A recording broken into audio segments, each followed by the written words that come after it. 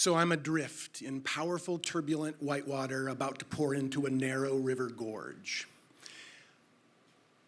And as I watch the paddlers in the raft that I just fell out of, I wonder, who is more screwed, me or them?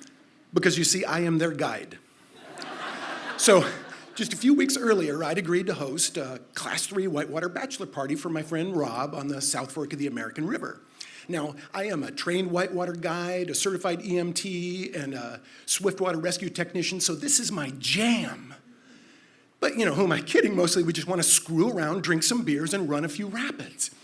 But the endless rainfall leading up to the trip is making me super nervous, so I keep calling the flow phone, which is the phone number that we used to call in the mid-90s, the olden days, to learn the water levels. And every time I call, I choke a bit because the water is scary high. So the big day arrives and the flows are hovering at right around 5,000 cubic feet per second, which is the absolute upper limit of my comfort zone, but it's still doable. So I throw the stuff in the truck and I head for the river to meet up with Rob, his brother, Mike, and our mutual friend, Harvey. Now, Rob and Mike are veterans. They've been whitewater rafting, they're outdoorsy, but Harvey, not so much. He's never been rafting, and while he is quick-witted, creative, and brilliant in so many ways, we don't usually describe Harvey as outdoorsy. So we're down by the river, and I give the put-in talk, which is about instructions and safety procedures, and they're totally taking it seriously. Unlike summertime commercial rafting, where I often have customers who are more like dealing with Beavis and Butthead. So one time I had a customer ask me if the raft was on tracks. Another customer once asked me if, at the end of the day, the raft was going to be bringing us back to the same place that we're starting. So my point is that I'm feeling pretty good about my guys on this day. So just before we put in, Rob runs up to the little store to use the restroom, and he comes back and he says, wow, 9,600 cubic feet per second, that seems like a lot. And I say, what, where did you see that? And he says, up at the store. And I run up there, and sure enough, there's a little sign that says 9,600 cubic feet per second. I confirm it with the clerk, and I feel sick. This is like double the upper limit of my comfort zone. So I go down and I explain the situation. And, while I don't want to ruin Robert's big day, I don't want to take on undue risk. So we talk about the pros and the cons. And Robert and Mike, they're gung-ho. And Harvey, he's pale. So ultimately, my inner voice decides that it's just not safe. And then we launch anyway. And what follows is the most epic day of whitewater in my life. Meat grinder, troublemaker, Satan, cesspool, each rapid crazier than the last. We are screaming in abject terror and pure joy the entire day. It is beautiful. And then I see it. Too late. There's a ledge that drops into a hole big enough to swallow a school bus with no time to turn away.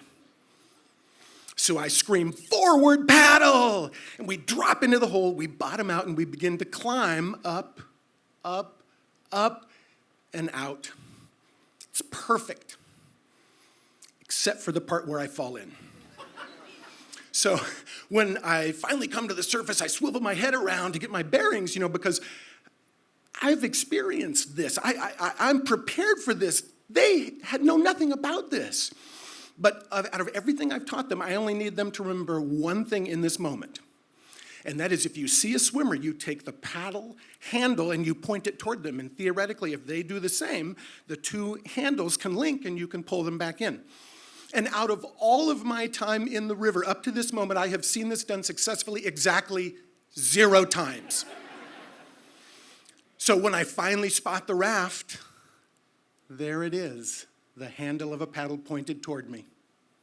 And it's Harvey.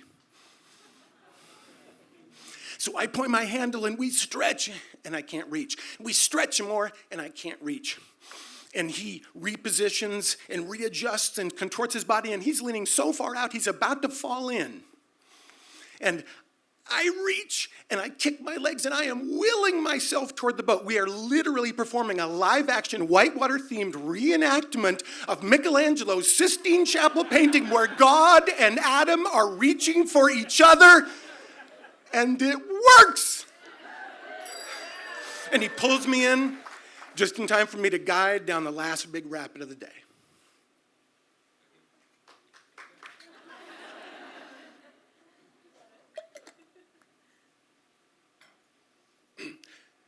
Now, did Harvey save my life that day?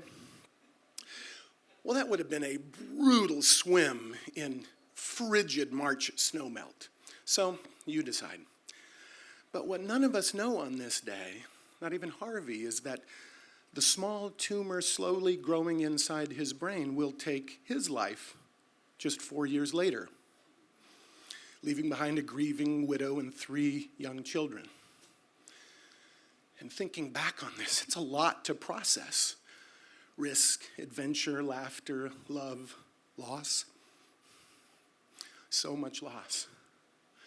But what I learned is to be open to unexpected heroes in life, because you never know when and where you'll find them, and you never know when you'll lose them. Thanks, Harvey. Thank you.